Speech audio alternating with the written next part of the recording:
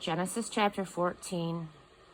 Then this: Amraphel, king of Shinar, Arioch, king of Elasar, Chedorlaomer, king of Elam, and Tidal, king of Goam, set off toward to fight Bera, king of Sodom, Bersha, king of Gomorrah, Shinab, king of Admah, Shemeber, king of Zeboim, and the king of Bela, that is Zoar. This second group of kings, the attacked, came together at the valley of Sidon, that is, the Salt Sea. They had been under the thumb of Chedorlaomer for 12 years. In the 13th year, they revolted. In the 14th year, Chedorlaomer and the kings allied with him to set out and defeated the Rephaim in Ashtaroth Karnaim, the Zuzim in Ham, the Emim in Sheva Kirathaim, and the Horites in their hill country of Seir as far as El Paran on the far edge of the desert.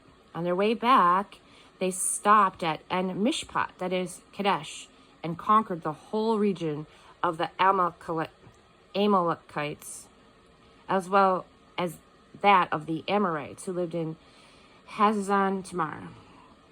That's when the king of Sodom marched out with the king of Gomorrah, the king of Admah, and the king of Zeboim, and the king of Bela, that is Zoar.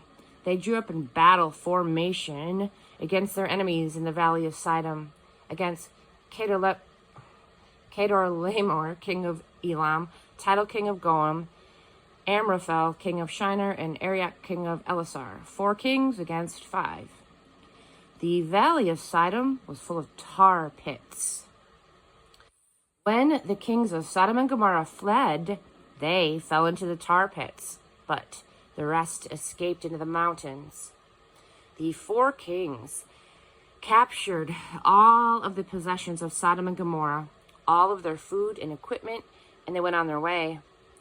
They captured Lot, Abram's nephew, who was living in Sodom at the time, taking everything he owned with him. A fugitive came and reported to Abram the Hebrew. Abram was living at the oaks of Mamre, the Amorite, brother of Eshcol and Aner. They were allies of Abram. When Abram heard that his nephew had been taken prisoner, he lined up his servants, all of them born in his household.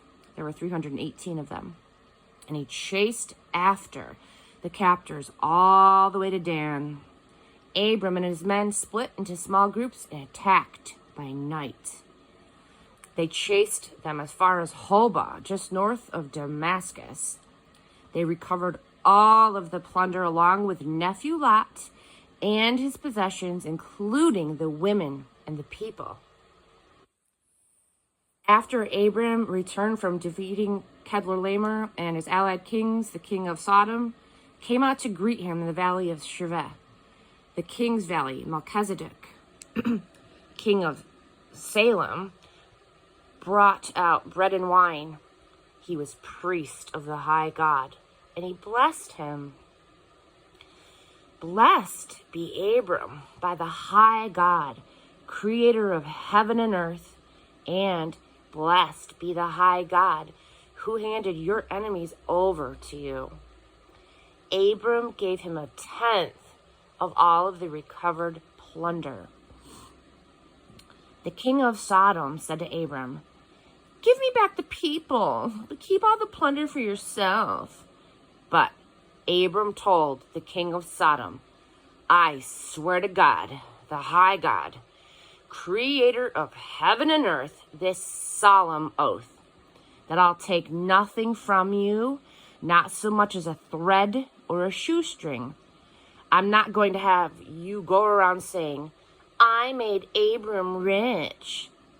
Nothing for me other than what the young men ate and the share of the men who went with me, Aner, Eshcol, and Mamre.